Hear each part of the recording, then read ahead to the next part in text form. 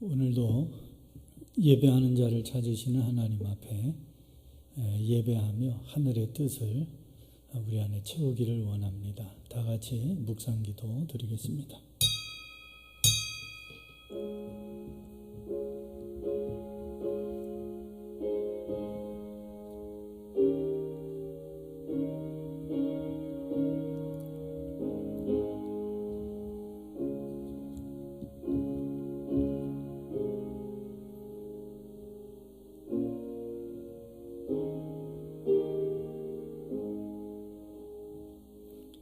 여호와여 주의 인자하심이 하늘에 있고 주의 진실하심이 공중에 사무쳤으며 주의 의는 하나님의 산들과 같고 주의 심판은 큰 바다와 같으니이다. 여호와여 주는 사람과 짐승을 구하여 주시나이다. 하나님이여 주의 인자하심이 어찌 그리 보배로우신지요.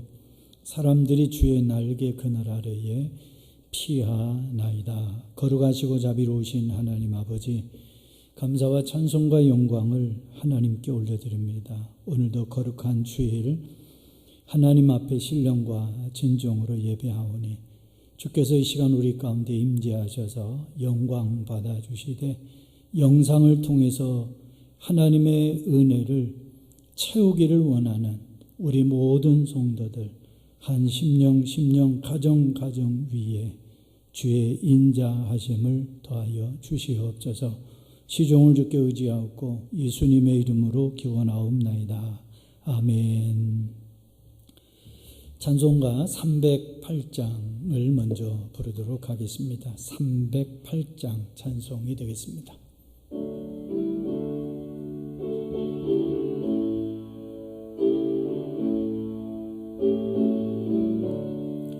내 평생 살아온 길 뒤를 돌아보니 걸음마다 적마다 모두 죄뿐입니다. 우리 죄를 사하신 주의 은혜 크시니 골고다의 언덕길 주님 바라봅니다. 나같이 못난인가 주님께서 살리려 하늘나라 영광 보좌 모두 버리시었네. 낮고 낮은 세상에 사람 형상 입으신 하나님의 큰 사랑 어디에다 견주리.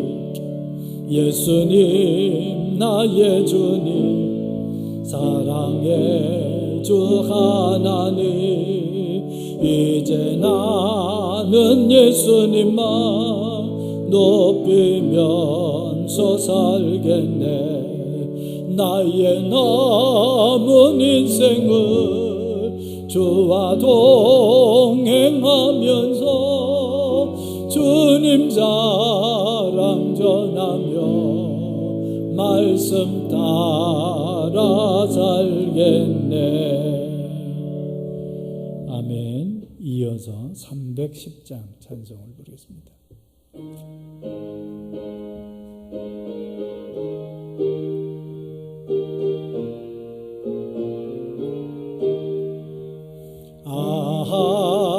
하나님의 은혜로 있을 데 없는 자 왜 구속하여 주는지 난 알 수 없도다.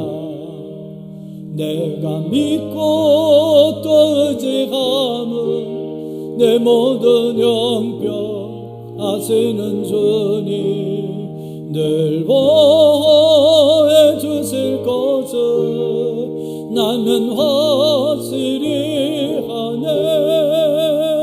왜 내게 굳은 믿음과 또 복음 주셔서 내 마음이 항상 변한지 난 알 수 없도다. 내가 믿고 또 의지함은 내 모든 형편 아시는 주니 늘 보호해 주실 것을 나는 확실히 하네.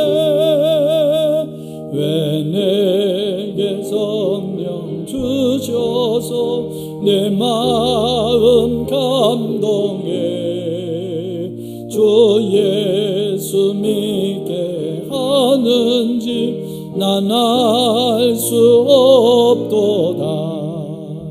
내가 믿고 또 의지함은 내 모든 형편 아시는 주니 늘 보호해 주실 것을 나는 확실히 아네. 주 언제 강림하실지 혹밤에 혹낮에 또 주님 만날 그것도 난 알 수 없도다. 내가 믿고 또 의지함은 내 모든 형편 아시는 주니 늘 보호해 주실 것을 나는 확실히 아네. 다 같이 우리의 신앙을 고백하겠습니다. 전능하사 천지를 만드신 하나님 아버지를 내가 믿사오며 그 외아들 우리 주 예수 그리스도를 믿사오니 이는 성령으로 잉태하사 동정녀 마리아에게 나시고 본디오 빌라도에게 고난을 받으사 십자가에 못 박혀 죽으시고 장사한 지 사흘 만에 죽은 자 가운데에서 다시 살아나시며 하늘에 오르사 전능하신 하나님 우편에 앉아 계시다가 저리로서 산 자와 죽은 자를 심판하러 오시리라. 성령을 믿사오며 거룩한 공예와 성도가 서로 교통하는 것과 죄를 사하여 주시는 것과 몸이 다시 사는 것과 영원히 사는 것을 믿사옵나이다. 아멘. 하나님의 말씀은 열왕기상 19장에서 보도록 하겠습니다. 열왕기상 19장 9절에서 18절 말씀까지 제가 봉독하도록 하겠습니다. 구약성경 549면 열왕기상 19장 9절 말씀부터 18절 말씀까지 제가 봉독하겠습니다. 엘리야가 그곳 굴에 들어가 거기서 머물더니 여호와의 말씀이 그에게 임하여 이르시되 엘리야야 내가 어찌하여 여기 있느냐. 그가 대답하되 내가 만군의 여호와 하나님께 열심히 유별하오니 이는 이스라엘 자손이 주의 언약을 버리고 주의 제단을 헐며 칼로 주의 선지자들을 죽였음이오며 오직 나만 남았거늘 그들이 내 생명을 찾아 빼앗으려 하나이다. 여호와께서 이르시되 너는 나가서 여호와 앞에서 산에 서라 하시더니 여호와께서 지나가시는데 여호와 앞에 크고 강한 바람이 산을 가르고 바위를 부수나 바람 가운데에 여호와께서 계시지 아니하며 바람 후에 지진이 있으나 지진 가운데에도 여호와께서 계시지 아니하며 또 지진 후에 불이 있으나 불 가운데에도 여호와께서 계시지 아니하더니 불 후에 세미한 소리가 있는지라. 엘리야가 듣고 겉옷으로 얼굴을 가리고 나가 굴 어귀에 섬에 소리가 그에게 임하여 이르시되 엘리야야 내가 어찌하여 여기 있느냐. 그가 대답하되 내가 만군의 하나님 여호와께 열심히 유별하오니 이는 이스라엘 자손이 주의 언약을 버리고 주의 제단을 헐며 칼로 주의 선지자들을 죽였음이오며 오직 나만 남았거늘 그들이 내 생명을 찾아 빼앗으려 하나이다. 여호와께서 그에게 이르시되 너는 내 길을 돌이켜 광야를 통하여 다메섹에 가서 이르거든 하사엘에게 기름을 부어 아람의 왕이 되게 하고 너는 또 님시 아들 예후에게 기름을 부어 이스라엘의 왕이 되게 하고 또 아벨 무홀라 사밧의 아들 엘리사에게 기름을 부어 너를 대신하여 선지자가 되게 하라.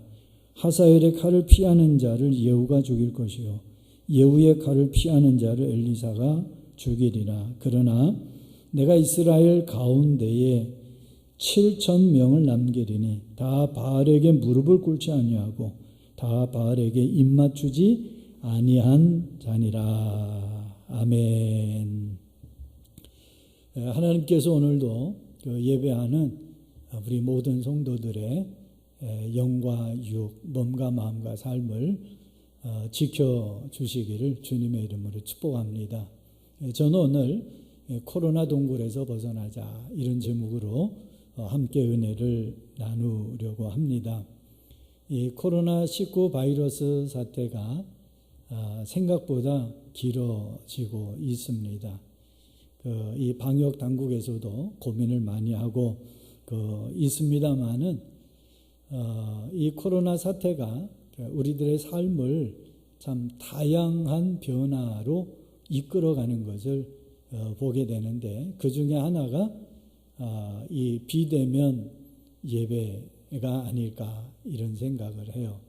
지금 일부 예배는 우리 장로님들과 안수 집사님 그리고 몇몇 권사님들이 함께 예배를 드리고 또 예배 후에 동영상을 우리 교인들에게 보내드린 동영상을 통해서 그 은혜를 또 우리 안에 채워야만 하는 이런 그 상황들 속에서 언제나 이 바이러스 사태가 종식될까 하는 그런 마음을 우리 모두가 간절한 마음으로 또 하나님 앞에 기도하는 마음으로 보이는 가운데 있습니다.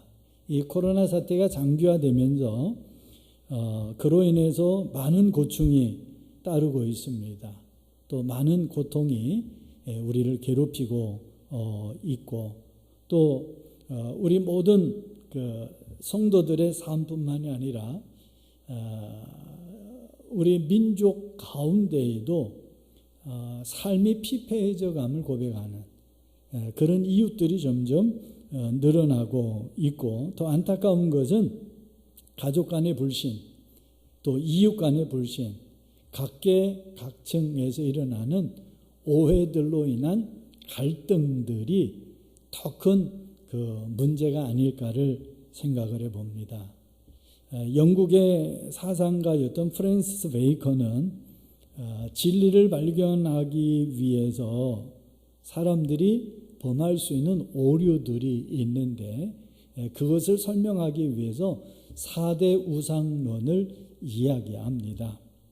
그런데 그 첫 번째는 종족의 우상이에요. 두 번째는 동굴의 우상입니다. 세 번째는 시장의 우상이고요. 네 번째는 극장의 우상을 이야기합니다. 그 가운데에서 동굴의 우상을 가장 크게 설명을 하고 있는데요. 이 동굴의 우상이라고 하는 것은 뭐냐 하면 우리 각자가 가지고 있는 편견이 있더라는 거예요. 그 편견 때문에 사물에 대한 바른 판단을 하지 못하게 된다는 거예요. 예를 들어서 이런 겁니다. 우물 안의 개구리는 우물을 통해서 보이는 하늘이 전부라는 거죠. 그 외에는 볼 수 없다는 거예요. 그게 전부라고 생각하는 거예요. 그런데 우물 안 개구리가 보는 하늘이 전부는 아니죠. 그보다 더 넓은 하늘이 있음에도 불구하고 우물 안에 빠진 개구리는 그 우물을 통해서 보는 하늘이 전부라고 생각을 하더라는 거예요. 이것은 마치 예수님 당시에 도대체 나사렛에서 어떻게 선한 것이 날 수 있느냐 사람들은 그런 생각을 한 거예요. 그러니까 예수님께서 나사렛에서 태어나셨을 때에 나사렛에서는 선한 것이 날 수 없다라는 편견을 그 시대의 사람들이 가지고 있었기 때문에 예수를 메시아로 인정할 수 없었던 거죠. 바로 이런 흐름이 동굴의 우상에 빠진 모습이라는 것이에요. 좀 더 말씀을 드리면 저는 개인적으로 우리 사회가 이 동굴의 우상에 빠져 있지 않나 하는 생각을 조심스럽게 해봅니다. 지난번에도 말씀을 드렸습니다마는 희생양 팬데믹 현상이 우리 사회의 고질적인 병이 되어버렸다고 저는 생각을 한다고 그랬어요. 왜냐하면 지도자들은 문제가 생기면 그 문제를 풀기 위해서 지혜를 모아야 돼요. 그래서 문제를 풀어줘야 돼요. 문제를 극복해낼 수 있는 그런 힘을 모아갈 수 있도록 지도력을 발휘해야만 하는 것입니다. 그런데 지혜를 모으기보다는 책임을 회피하는 듯한 모습들을 더 많이 보이고 조금 더 그 단계를 넘어서 책임을 전가시키려는 듯한 그런 모습들이 초갈등 사회를 만들어가고 있지 않나. 그렇게 저는 생각을 하고 있습니다. 한병철 박사가 피로사회라고 하는 작은 책을 통해서 우리에게 굉장히 큰 도전을 주는 것이 뭐냐 하면 이 피로사회를 통해서 한병철 박사는 이런 얘기를 합니다. 항생제가 발견이 됨으로 말미암아 바이러스는 예전처럼 위협적인 존재가 아니라는 거예요.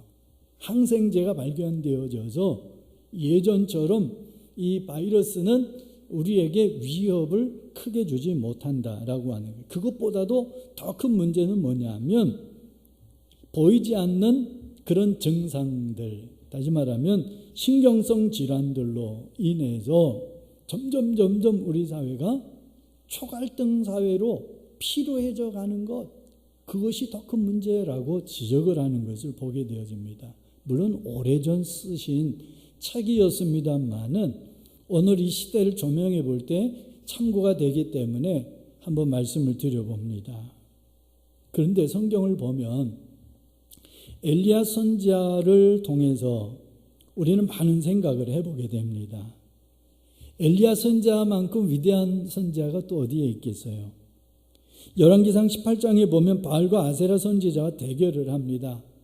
그런데 그 대결하는 장면을 보면 하늘에서 불이 내려와서 제단을 태워버립니다. 놀라운 기적이 나타났어요.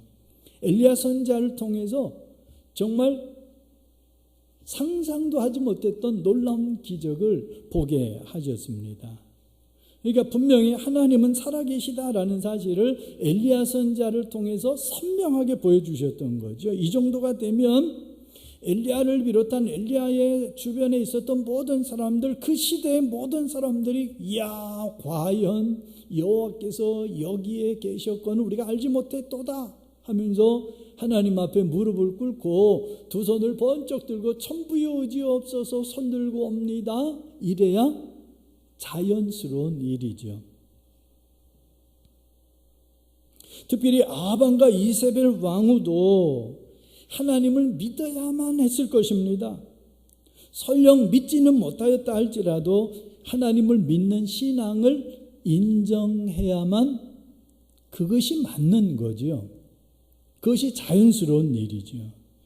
그런데 엘리야를 통해서 나타난 그 놀라운 기적들이 나타났음에도 불구하고 엘리야가 기대했던 것과 완전히 빗나가 버립니다. 왜냐하면 이세벨 왕후가 여호와 하나님을 인정하는 대신에 오히려 엘리야를 잡아 죽이려고 하는 거예요. 기적의 주인공, 능력의 주인공, 놀라운 부흥의 위대한 하나님의 불의 사자 엘리야를 죽이겠다고 하는 거예요. 이세벨 왕후가. 그러니까 엘리야 입장에서 본다면 이렇게 엘리야 선지자를 죽이겠다고 압박하며 다가오는 이세벨 왕후의 태도 앞에서 헷갈리는 거예요. 혼란스러운 거예요. 하늘에서 불이 내려오는 놀라운 역사가 있었음에도 불구하고 바꾸어진 것은, 변화되어진 것은 하나도 없었던 거지요. 오히려 더 엘리야 선지자의 목숨만 더 위태로워졌던 거죠. 가만히 있었더라면 생명의 위협은 받지 않았을 거예요. 그런데 놀라운 불의 역사, 놀라운 하나님의 기적을 경험하고 난 뒤에 오히려 생명의 위협을 받게 되더라는 거죠. 그래서 엘리야 선지자는 절망에 빠지고 급기야는 목숨을 부지하기 위해서 광야로 도망을 칩니다. 그리고 한 곳에 머물러서는 도저히 감당할 수 없어서 하나님 내 생명을 거두어 주세요. 내 생명을 거두어 주세요. 더 이상 내가 숨을 쉴 수가 없습니다. 얼마나 힘들었으면 엘리야가 그랬겠어요. 하나님의 기적을 보았으면서도 생생한 살아계신 하나님의 역사를 체험했음에도 불구하고 이세벨 왕후의 압박에 견디지 못하고 도망을 가다가 내 생명을 거두어 달라고 하나님 앞에 무릎을 꿇었게 했어요. 그때 하나님은 천사를 보내서 떡과 물을 공급해 줍니다. 그러면서 하나님께서는 엘리야를 하나님의 산 호렙으로 인도에 가셨습니다. 그런데 그곳에 한 동굴이 있었는데 엘리야가 그 동굴 속으로 들어가게 되지요. 이것은요, 엘리야가 처한 형편이 얼마나 어려웠었는가를 상징적으로 표현해 주는 거예요. 동굴은 엘리야가 숨어있기에 가장 좋은 곳이었습니다. 자기의 정체성을 숨기기에 너무나 좋은 곳이 동굴이었죠. 그곳 굴 속에 들어가 있을 때 하나님께서 엘리야에게 나타나 묻습니다. 엘리야야, 내가 어찌하여 여기 있느냐?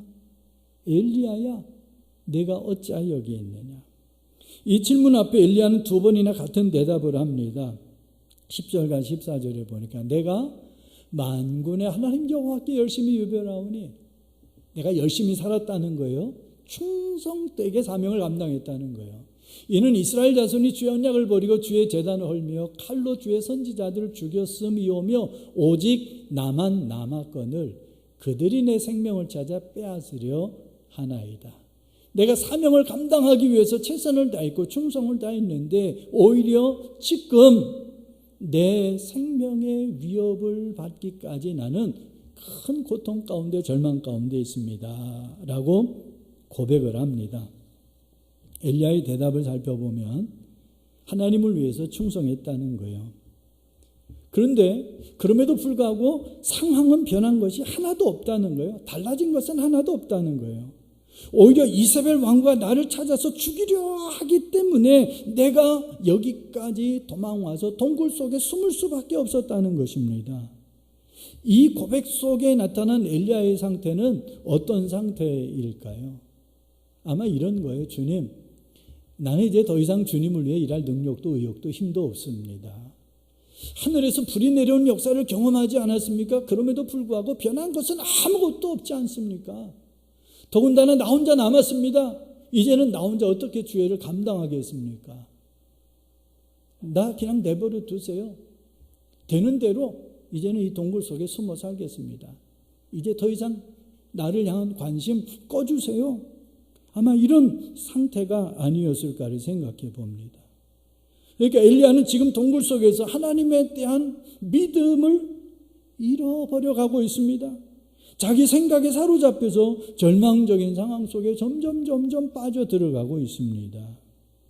우리가 험한 인생길을 걸어가다 보면 이렇게 절망의 동굴과 낙심의 동굴과 침체의 동굴에 갇혀 있을 수가 있어요. 엘리야뿐만이 아니고 오늘 우리도 그렇습니다. 어찌 보면 오늘 우리들의 모습이 바로 이런 모습이 아닌가를 생각을 해봐요. 우리의 무능력을 절감합니다. 도대체 이 코로나19 바이러스가 어떤 것이기에 이렇게 달나라를 가고 별나라를 가는 이 과학 시대에 말이죠. 이거를 해결할 수 있는 치료 백신을 제대로 개발하지 못해서 세계가 벌벌 떨고 있는 이런 상황들을 도대체 우리가 어떻게 받아들여야만 하겠습니까? 무능력한 거예요. 무능력한 거예요. 그래서 무기력할 수밖에 없는 거죠. 도대체 이런 무능력함을 가지고 우리가 어떻게 살아가야만 하는 것일까 말이죠. 참으로 답답하기 그지없는 것 아니겠습니까, 여러분? 그래서 사람들은 자포자기하는 것 같아요. 이런 동굴의 생활 속에 빠지면서 점점 더 깊이 동굴 속으로 들어가서 하나님이고 신앙이고 믿음이고 다 벗어버리고 그냥 동굴 속에 갇혀 사는 것이 안전한 것 같은 그런 생각 속에 점점 현대인들이 빠져들어가고 있지 않는가 말이죠. 그런데 여러분 정말 고맙고 감사한 것은 뭐냐 하면 이런 상황 속에서 절망 속에 숨기기에 바빴던 엘리야를 하나님이 찾아오셨더라.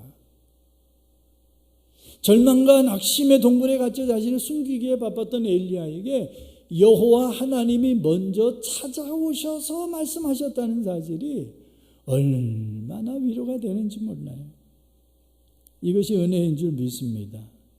하나님은 우리의 모든 형편과 처지를 먼저 아시고 우리에게 먼저 찾아오셔서 말씀하시는 하나님.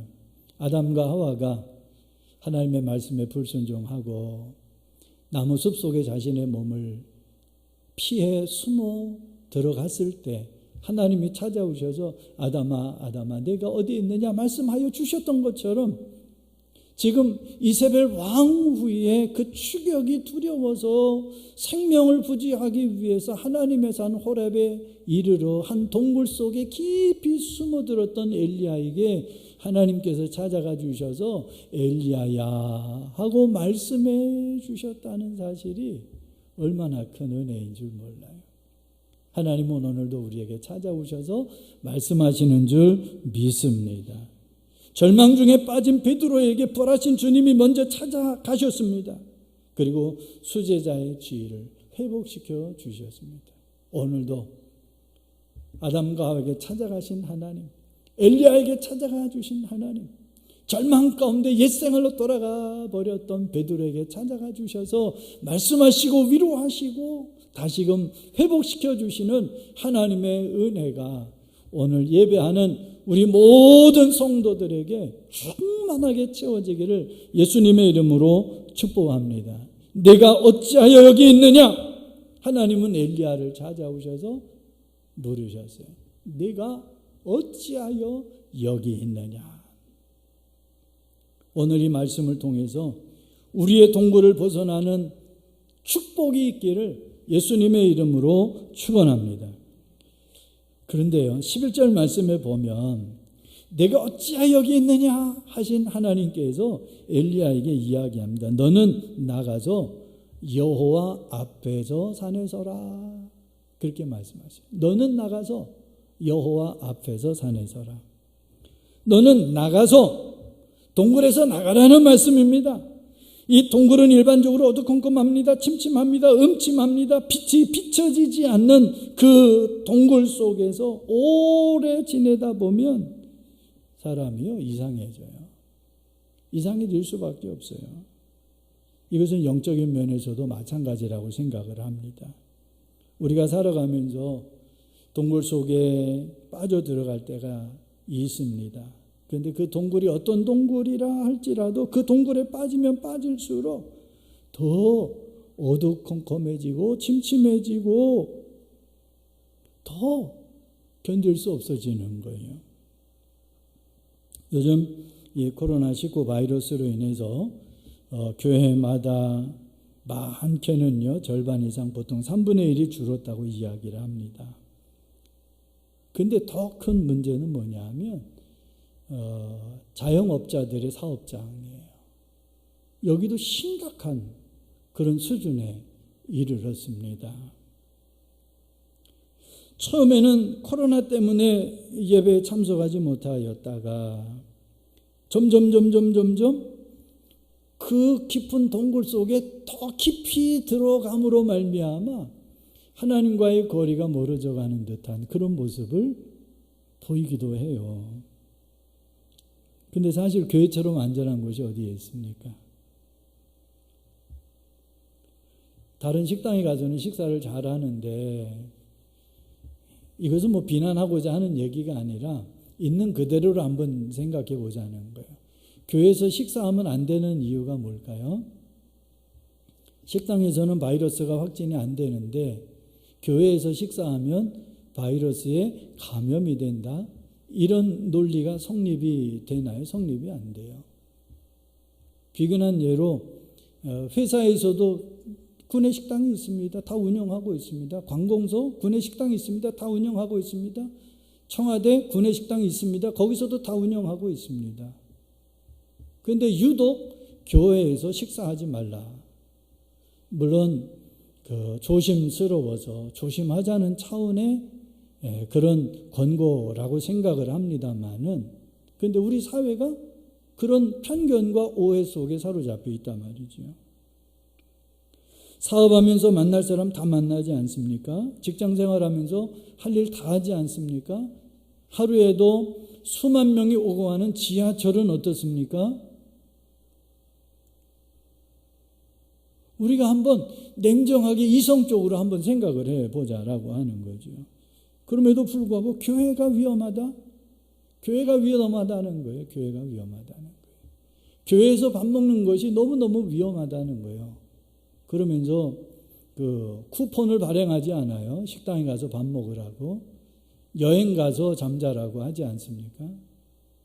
이게 뭐가 옳고 그른 것인지를 우리가 좀 판단해 볼 필요가 있지 않겠어요?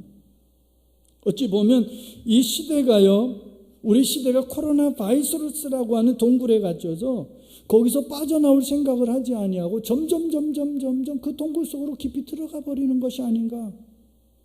여러분, 엘리야를 통해서 동굴에서 나가라고 말씀하신 하나님은 오늘 우리들을 향해서도 동굴에서 나가라고 말씀하시는 줄 믿습니다.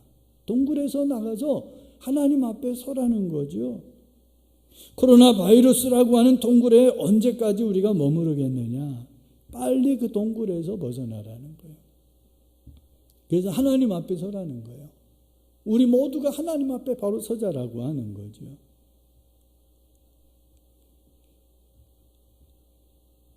너는 여호와 앞에서 산에 서라. 이 말씀을 한번 좀 더 생각을 해봐요. 하나님을 향하여 바로 서라는 말씀인 줄 압니다. 엘리야가 위대한 하나님의 선지자였던 것은 분명합니다만은 하나님의 일을 하면서 부족한 것이 있었다면 하나님 자체보다는 엘리야가 하나님의 일, 하나님께서 맡겨주신 그 사명에 더 집착하지 않았는가? 하나님께 집중하기보다는 하나님의 일, 하나님께서 맡겨주신 그 사명에 더 집착한 것이 아니었는가? 더구나 엘리야가 자기가 생각하는 하나님, 또 자기가 생각하는 기적적으로 응답하고 역사하신 하나님만을 믿고 그런 사역을 기대하였던 것은 아닌가? 그러니까 그런 기대 속에서 엘리야가 생각을 해보니까 내 뜻대로 되어진 것이 아무것도 없더라는 거죠. 갈멜산에서 그 놀라운 불의 응답을 경험한 엘리야였습니다마는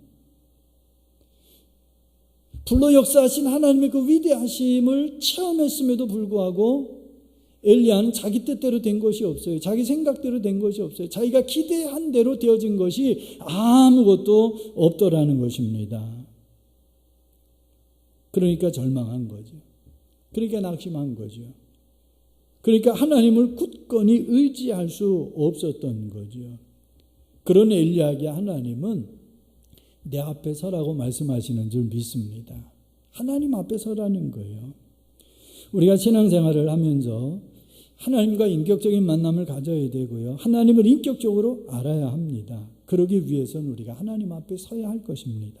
하나님 앞에 서게 될 때 하나님을 더 잘 알게 되고 하나님을 더 잘 의지하게 되고 하나님을 온전히 신뢰할 수 있게 되는 것 아닐까요? 하나님의 이 음성을 듣고 엘리야가 동굴에서 나옵니다. 그리고 하나님 앞에 섭니다. 그때 하나님은 자신을 계시하십니다.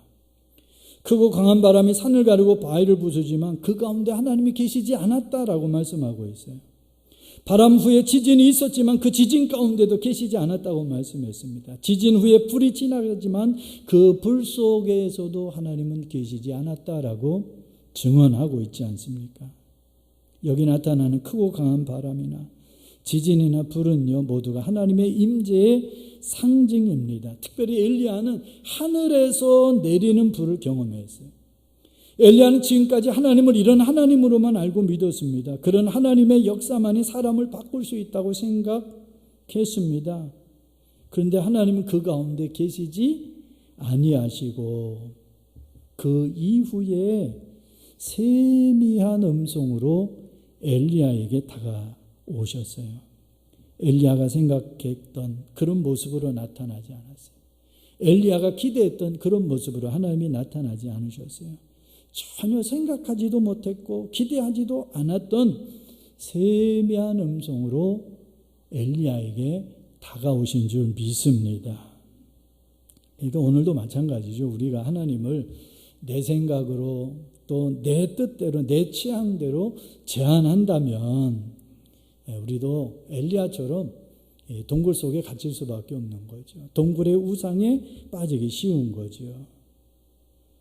엘리야처럼 절망하고 낙심하고 그리고 실망할 수밖에 없었던 것은 엘리야 생각대로 되지 않았기 때문 아니겠어요? 오늘날도 우리가 하나님과의 관계 속에서 어그러지는 이유는 결국은 내 생각대로 되지 않았기 때문에, 내 뜻대로 되지 않았기 때문에 그래요. 그래서 하나님으로부터 멀어지는 것입니다. 그래서 관계가 깨어져 버리는 것입니다. 사랑하는 성도 여러분, 하나님은 위대하시고 광대하신 하나님이신 줄 믿습니다. 그 하나님을 우리가 인격적으로 만나야 됩니다. 그 하나님을 인격적으로 만나야 돼요. 그래서 하나님과 교제하는 그런 삶을 늘 감당해야만 하는 것입니다. 하나님을 온전히 알게 될 때, 그리고 하나님을 온전히 신뢰하게 될 때 우리를 얽어매고 있는 그 동굴에서, 우리가 빠져 있는 그 동굴에서 우리는 빠져나올 수 있게 되는 거지요. 엘리야가 세미한 음성으로 말씀하신 하나님을 경험했을 때 다시금 하나님은 엘리야에게 묻습니다. 내가 어찌하여 여기 있느냐. 그런데 엘리야는 다시 전에 고백했던 그 고백을 반복해서 고백합니다. 그러니까 하나님은 또다시 말씀하셔요. 너는 내 길을 돌이켜 광야를 통해 다메섹에 가서 이르거든 하사엘에게 기름을 부어 아람의 왕이 되게 하라. 그리고 두 가지를 더 말씀을 하시는데요.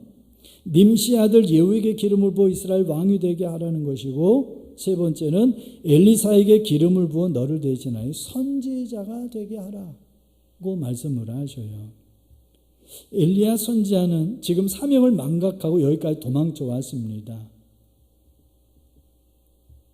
하나님의 위대한 사역자였음에도 불구하고 하나님을 온몸으로 체험한 믿음의 사람이었음에도 불구하고 자기의 생명의 위협을 느끼는 그 순간 모든 것을 버리고 도망을 쳐서 호렙산 한 동굴에까지 도망쳐 오게 된 거지요. 이스라엘과 멀리 떨어진 곳입니다. 이곳은 안전하겠다 그렇게 생각하고 도망간 곳이었습니다. 이제는 이곳에서 생명의 위협을 받지 않고 살 수 있겠다라고 생각한 곳이었을 것입니다. 그런데 하나님이 엘리야를 찾아오셨어요. 그리고 다시 내 길을 돌이켜서 하나님께 집중하는 삶의 자리로 나아가라고 말씀을 하십니다. 그런데 여러분 보세요. 엘리야가 다시 돌아가는 그 길은 결코 쉬운 길일까요? 결코 쉬운 길은 아닐 것입니다. 그 길은 분명 고난의 길일 것이고 십자가의 길일 것입니다. 여전히 아합 왕이 건재하고 이세벨이 자기를 죽이려고 혈안이 되어 있을 것입니다. 아직도 백성들은 하나님께 돌아오지 못하고 바알과 아세라 선지자들은 복수의 칼을 벼르고 있을 것입니다. 엘리야가 돌아가야만 하는 그곳이 그렇다는 거죠. 아합을 대신해서 다른 왕을 세우면 아합이 어찌 가만히 있겠습니까? 그럼에도 불구하고 하나님은 동굴에서 나와서 너의 길을 걸어가라고 말씀을 하십니다. 너 가는 길이 험하고 외롭다 할지라도, 위험하다 할지라도, 고달프다 할지라도 나를 믿고 너 혼자가 아니라 우상에게 절하지 아니한 7,000명의 그리스도의 사람들, 7,000명의 하나님의 사람들이 있기 때문에 그들과 함께 하나님께 집중하여 하나님이 맡겨주신 그 사명의 자리를 향해서 동굴에서 나와서 다시금 돌아가라고 말씀하시는 거지요. 오늘 우리가 처해 있는 형편도 쉽지 않은 상황들이면 분명합니다. 예배드리는 곳조차도 힘들지요. 참 버겁습니다. 우리만 그럴까요? 한국교회 전체가 버거운 아픔을 안고 있습니다. 더군다나 우리에게 맡겨진 사명을 감당하는 것조차도 정말 쉽지 않은 일이지요. 그래서 엘리야처럼 사명을 망각하고 안일한 동굴에 걸쳐 살고 있는 우리들의 모습을 우리가 안타까운 모습으로 보는 것 아니겠습니까? 내게 맡겨진 사명이 무엇인지도 알지 못한 채 그저 삶에 쫓겨서 어디가 안전한가, 어디 가면 평안할까, 어디 가면 위협을 당하지 않을까를 생각하면서 우리가 피할 동굴을 찾아서 여기저기 헤매는 것 같은 모습을 우리가 하고 있지 않습니까? 사랑하는 성도 여러분, 혹시 지금 예배하는 성도들 뿐만이 아니라 그 영상을 통해서 이 말씀에 동참하는 우리 모든 성도들 가운데 어떤 동굴에 빠져 있는지, 어떤 동굴 속으로 깊이 들어가 있는지를 다시 한번 영적인 눈으로 우리 자신을 되돌아볼 수 있는 시간이 될 수 있기를 바랍니다. 만일 우리가 낙심의 동굴 가운데 있다면, 절망의 동굴 가운데 있다면, 침체의 동굴 가운데 있다면, 불신의 동굴 가운데 있다면, 안일의 동굴 가운데 있다면, 그 어둡고 캄캄한 동굴의 삶 속에 있다면 그곳에서 빨리 나와서 하나님 앞에 나를 세우고 다시금 내게 맡겨주신 사명의 자리를 향해서 나아갈 수 있는 성령의 충만함을 함께 하나님 앞에 구함으로 말미암아 힘주셔서 아름다운 열매를 맺게 하시는 하나님을 마음껏 찬양할 수 있는 그런 시간을 향해서 함께 나아갈 수 있는 우리 모두가 되기를 예수님의 이름으로 축복합니다. 하나님은 우리를 향해서 말씀하시는 줄 믿습니다. 너는 동굴에서 나와라. 그리고 내 앞에 서라. 너는 돌이켜 내가 맡겨준 사명을 감당하라고 말씀하시는 줄 믿습니다. 사랑하는 성도 여러분, 이 코로나19 바이러스가 언제 종식되어질는지는 모르지만 우리 함께 하나님 앞에 은혜를 구할 수 있기를 바랍니다. 이 코로나19 바이러스를 치료할 수 있는 백신이 빨리 개발되어지게 해주시고 보급되어지게 해주시고, 그래서 열방이 이 코로나19 바이러스 동굴에서 벗어나게 하시고 하나님 앞에 바로 서게 하시고 하나님 나라의 그 부요함을 함께 누릴 수 있는 그 아름다운 날들을 우리에게 허락해 달라고 함께 기도할 수 있기를 바랍니다. 개인이나 가정이나 교회나 이 나라와 이 민족이 하나님이 기뻐하실 수 있는 사명을 감당할 수 있는 그런 은혜를 회복할 수 있기를 위해서 함께 기도하며 삶의 자리로 힘있게 나아가서 하나님의 구원하시는 그 은혜를 마음껏 선포할 수 있는 우리 모두가 되기를 예수님의 이름으로 축복합니다. 기도하겠습니다. 하나님 아버지, 로마 시대의 천연두가 창궐할 때 거리마다 시신들이 널브러져 있을 때 카타콤의 성도들이 시신을 수집해서 도심의 평화를 찾게 하는 그 시대의 푸른 별이 되었던 것처럼 우리 한국교회가 코로나19 바이러스 팬데믹 사태를 맞이해서 움츠려들기보다는 오히려 시대의 영적 전사가 되어 담대한 믿음과 사랑으로 코로나19 바이러스를 물리치는 선구자적 사명을 감당할 수 있도록 은혜를 나려 주시옵소서. 하나님을 의지하고 신뢰하는 우리의 믿음과 이 시대를 섬기는 우리의 예배적 삶이 진정한 빛과 소금이 되게 하시고 이웃들의 가슴에 사랑과 섬김의 감동을 일으키며 절망을 딛고 소망의 새로운 역사를 써내려갈 수 있는 시대를 열게 하여 주시옵소서. 하나님 아버지, 우리 성도들의 기도와 믿음의 삶을 통해서 하나님께서 짧은 시일 내에 코로나19 바이러스가 종식되어질 수 있도록 치료하는 강력한 빛을 비추어 주셔서 살균되어지게 해주시고 무엇보다도 우리 대한민국의 경제가 회복되게 하여 주시옵소서. 소상공인들의 생업장이 따뜻한 날들을 맞게 하여 주시고 그래서 재래시장을 비롯한 모든 상거래 현장이 북적북적거리게 해주시고 무엇보다도 주일이면 이 땅에 주님의 피값 세우신 모든 교회들이 예배하는 믿음의 사람들로 가득가득 채워지게 해주시고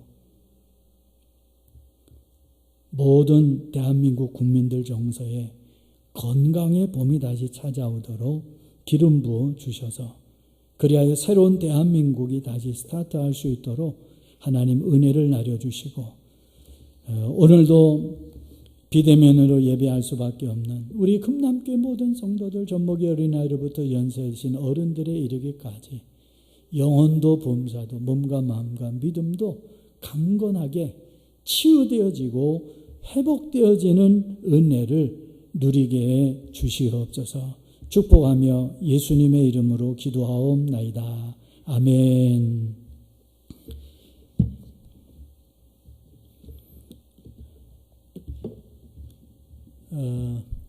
예상치 못했던 코로나19 바이러스 팬데믹 사태로 인해서 오늘이 9월 둘째 주일인데 비대면 예배를 드릴 수밖에 없는 오늘의 현실을 하나님 앞에 또한 맡겨드립니다. 다음 주일에는 함께 예배할 수 있는 그런 시간이 되리라고 생각을 합니다. 새벽 기도회와 3일 기도회를 이제 정상적으로 드리려고 합니다. 이제 사회적 거리를 철저하게 유지하고 또 방역을 우리가 철저하게 하고 대비를 하고 있는데 이 본당 안에 있는 곰팡이균도 많이 제거를 했습니다. 그래서 이 공기 중에 날아다녔던 그 곰팡이 쾌쾌한 균들을 상당히 많이 제거를 했어요. 그리고 늘 환기를 시키고 있기 때문에 우리 금남교회 환경은 그래도 다른 교회들 환경들보다는 상당히 좋은 여건이 아닌가 이런 생각을 합니다. 이 밀폐된 공간이 아니기 때문에 상대적으로 좀 안전하다라고 할 수가 있고 또 방역을 철저히 하기 때문에 안전하다고 이야기를 할 수 있습니다만은 그래도 조심스러움은 있습니다. 그래서 당분간은 마스크 착용하시고 예배에 임해 주시기를 바라고요. 이제 날씨가 상당히 서늘해졌습니다. 이제 또 날씨가 갑자기 차지면 감기 몸살로 인한 또 어려움들이 예상이 되어집니다. 그래서 특히 연세 드신 어른들이 환절기에 건강에 문제가 생기지 않도록 건강한 몸, 튼튼한 체력을 유지할 수 있도록 어른들 생각하면서 중보기도 함께 해주시기를 부탁을 드립니다. 한 주간도 믿음으로 승리할 수 있기를 바랍니다. 드려진 예물을 위해서 제가 기도하고 축도함으로 예배를 마치도록 하겠습니다. 하나님 아버지 감사합니다. 드려진 예물 하나님께서 기쁨으로 받으신 줄 믿습니다. 예배하며 예물을 드리게 하시고 또 교회 경상비 통상에 또 헌금을 보내서 하나님 앞에 믿음의 본분을 다하려고 하는 성도들의 정성까지도 다 받아주셔서 하나님의 나라가 우리 금남교회를 통해서 확장되어져 가게 하시고 구원의 아름다운 열매가 더 풍성하게 맺어질 수 있도록 축복하실 줄 믿습니다. 귀한 예물 드리는 성도들 손길 가정마다 하나님 범사의 복을 주셔서 잘 되게 해주시고 모자람이 채워지게 해주시고 풍성하게 공급해 주심으로 말미암아 하나님 앞에 행복한 삶을 통해서 많은 사람들에게 믿음의 큰 증거가 되는 삶을 살아갈 수 있도록 복의 복을 더하여 주시고 육신이 연약한 성도들에게는 하나님 치유하시는 하나님께서 건강한 몸을 허락해 주셔서 우리 금남교회 속한 모든 성도들이 마음껏 하나님 앞에 영광 돌리며 예배하며 하나님이 주시는 은혜를 마음껏 누리고 나눌 수 있도록 복을 나려 주시옵소서. 축복하고 예수님의 이름으로 기도하옵나이다. 아멘. 지금은 우리 주 예수 그리스도의 은혜와 하나님 아버지의 사랑하심과 성령님의 감동 감화 위로 교통 충만 그리고 치유하시고 회복하시는 은총이 모든 성도들 위해 가정 위에 교회 위에 이 나라 이 민족 위에 이제로부터 영원토록 함께 있을지어다. 아멘.